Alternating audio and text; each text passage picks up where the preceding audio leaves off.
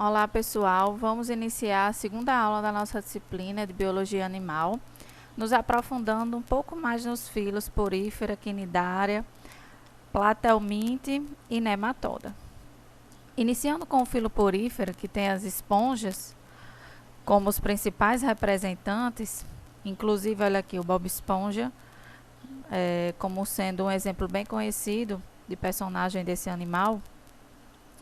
O corpo desses animais, eles não possuem segmentos e também não podem ser cortados de maneira uniforme em nenhum plano. Por isso que eles são chamados aqui de assimétricos. Eles são parazoários. O que significa isso? Que eles não possuem tecidos verdadeiros. Lembrem que o seu desenvolvimento embrionário ela só ocorre até a blástula. E apesar de não terem tecidos e órgãos, suas funções básicas elas são desempenhadas por células específicas. Uma delas são os pinacócitos, que fazem o revestimento e proteção dessa porção exterior do corpo, formando a pinacoderme. As esponjas elas têm uma cavidade central, chamada de átrio ou espongiocela, com abertura para o meio externo, chamada de ósculo. Elas normalmente não têm esqueleto de sustentação. Porém, quando essas estruturas estão presentes, elas podem ser formadas por carbonato de cálcio, colágeno, dióxido de silicone. E essas moléculas elas formam estruturas chamadas de espículas. É a composição dessas espículas que é usada principalmente para classificar as esponjas. Como são animais sésseis, as espículas elas também ajudam na proteção contra predadores. Então a água ela entra no corpo das esponjas por células chamadas porócitos. Aqui está a estrutura de um porócito, aqui representando os pinacócitos, o meio externo, e aqui o meio interno. Então a água ela entra nesse sentido, de fora para dentro do átrio pelos porócitos. E a água ela vai circular pelos coanócitos, que são essas célulazinhas aqui, trazendo alimento, muitas vezes gametas, e levando excretas e dejetos para fora do corpo pelo ósculo. Então, o sentido da água é passando pelos porócitos e saindo pelo ósculo. Por isso que as esponjas elas são consideradas animais filtradores. As células de revestimento interior, que são esses pinacócitos aqui, são células flageladas, que além de promover a circulação da água dentro do átrio, ela também retém partículas de alimento e transferem para os amebócitos. Os amebócitos são células do mesoílo, essa região aqui. É uma substância gelatinosa que se encontra entre os pinacócitos e os coanócitos. Dessa forma, os amebócitos eles ficam responsáveis pela digestão e distribuição dos nutrientes pelo corpo do animal. No mesoílo existem também células encarregadas da regeneração celular, é uma característica bem peculiar às esponjas. Essas células de regeneração totipotentes são chamadas de arqueócitos. Assim, as partículas absorvidas elas são capturadas pelos coanócitos, que digerem parte dessas substâncias. A outra parte ela é digerida pelos amebócitos, sendo posteriormente distribuída para todas as células. Também ocorre por difusão o transporte de gases e gametas. Então, respiração, excreção, circulação é tudo por difusão. E na difusão ocorre as moléculas de soluto, quer seja nutriente, oxigênio, gás carbônicos, elas vão passar de uma membrana, célula a célula, de um local de maior concentração para um local de menor concentração de moléculas, até que um equilíbrio ele seja estabelecido. Com relação à reprodução, os poríferos eles podem ser monóicos ou dioicos, ou seja, o mesmo indivíduo ele pode produzir gametas masculinos e femininos, no caso dos monóicos, como também eles podem ter os sexos separados e cada indivíduo produzindo um tipo de gameta. Eles reproduzem assexuadamente por brotamento, regeneração e gemulação, no caso de esponjas de água doce. No brotamento, em condições favoráveis em termos de temperatura, oferta de oxigênio e de alimento, elas crescem bastante e podem desenvolver brotos laterais, que podem se destacar, formando novos indivíduos ou podem até continuar presos, formando esponjas coloniais. Na regeneração, quando elas são cortadas em vários fragmentos, isso ocorre muitas vezes quando são predadas, quando caem colocadas ou caem em superfície que favoreça o seu crescimento, elas podem regenerar formando novas esponjas. Já a gemulação ocorre quando algumas esponjas de água doce ficam sujeitas à escassez de água. Nessa condição, elas geram pequenas bolsas com células em atividade metabolicamente quase nulas e ficam protegidas por um revestimento resistente. Quando as condições voltam a ser favoráveis, elas regeneram em novas esponjas. Quanto à modalidade de reprodução sexuada, os arqueócitos e os coanócitos, eles se modificam em óvulos e espermatozoides, que esses espermatozoides são liberados para o ambiente externo e seguem para dentro de outras esponjas, por meio das correntes de água. Após fecundarem o óvulo, no interior dessas esponjas formam-se larvas ciliadas.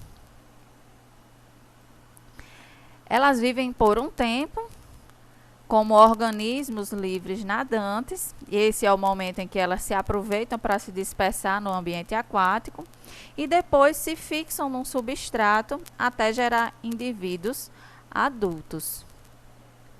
Por não se movimentarem no mar, alguns poríferos, eles produzem substâncias tóxicas, provavelmente servindo como uma ação antipredador. Pesquisas revelam que essas toxinas elas podem ser importantes na fabricação de fármacos anti-inflamatórios, antitumorais e até antibióticos. Outro componente muito explorado são os esqueletos das esponjas de espongina, que ainda hoje elas são utilizadas como esponja de banho, apesar da concorrência, né, que existe com as esponjas artificiais. Também sua espongiocela pode servir de esconderijo, proteção e muitas vezes alimento para outros animais, caracterizando uma interação de comensalismo.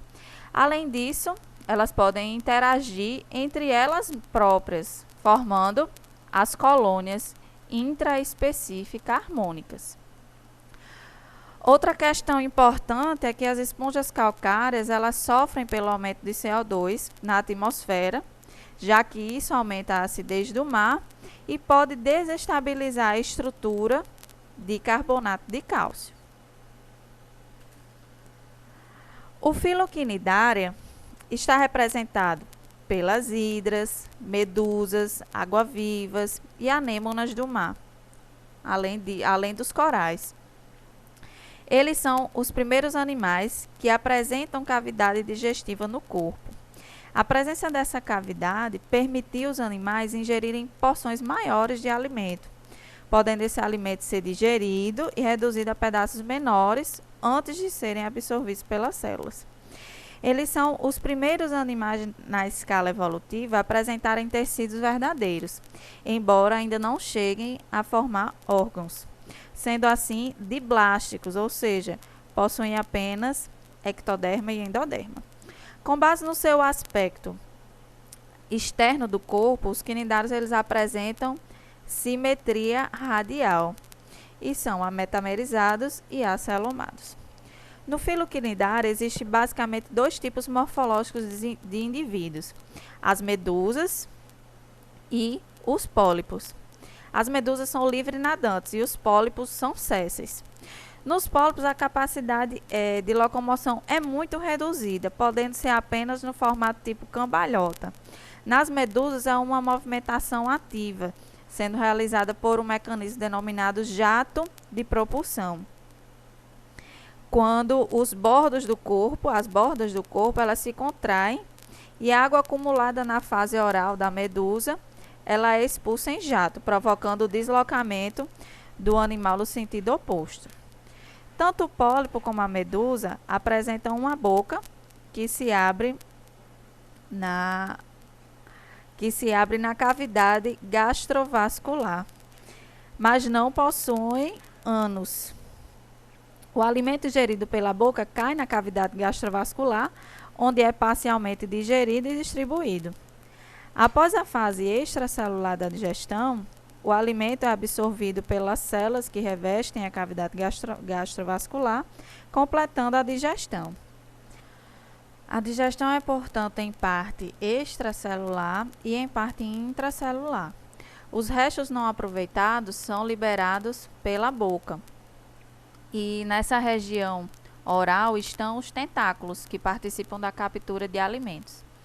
A respiração e a excreção, ela ocorrem por difusão, através da superfície do corpo. Já o sistema nervoso existe, mas a rede de neurônios ela é desordenada, ou seja, se um pulso nervoso é desencadeado em uma célula, ele é transmitido para todas as células, resultando numa resposta pouco elaborada. Trata-se do sistema nervoso mais primitivo, denominado sistema nervoso difuso. Nos quinidários existe um tipo especial de célula, chamada de quinidócito, que apesar dela ocorrer em toda a superfície do corpo, ela está mais presente nos tentáculos. Ao ser tocado, o quinidócito, ele lança o nematocisto, que é uma estrutura penetrante com um filamento através do qual é liberado um líquido urticante. Essas células elas participam do sistema de defesa e também para a captura de presas. Assim como os poríferos, a reprodução sexuada ela pode acontecer por brotamento e regeneração, mas também pode acontecer a estrobilização, que geralmente é uma etapa do ciclo de reprodução sexuada, onde há alternância de gerações. Vejamos aqui no exemplo.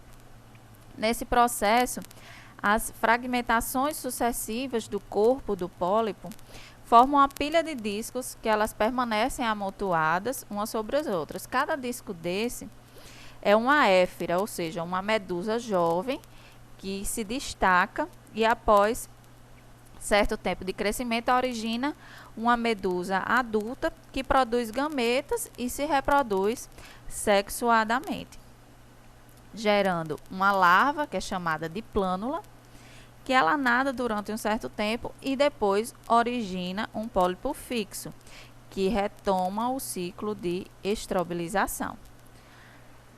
Alguns corais, eles apresentam relações mutualísticas, que são relações em que dois organismos são beneficiados. Nesse caso aqui, com algas zooxantelas, no caso dos corais. Essas algas, elas vivem nos tecidos desses corais, onde garantem a coloração desses animais e fornecem compostos orgânicos, que são produzidos no processo da fotossíntese. Assim, os corais eles conseguem suprir as suas necessidades energéticas. Em contrapartida, os corais vão oferecer abrigo, também gás carbônicos e nutrientes orgânicos a essas algas. O branqueamento dos corais é um processo muito grave relacionado principalmente com o aumento da temperatura das águas dos oceanos. Nesse fenômeno, o branqueamento, eles perdem a sua coloração devido à expulsão das algas ou xantelas ou pela perda do pigmento fotossintetizante dessas algas. Um outro exemplo bem comum de interação interespecífica, ou seja, entre espécies distintas, ocorre entre o peixe-palhaço e as anêmonas do mar, servindo as anêmonas como uma proteção para esses peixes, já que eles produzem um muco que os protegem da ação urticante dos quinidócitos.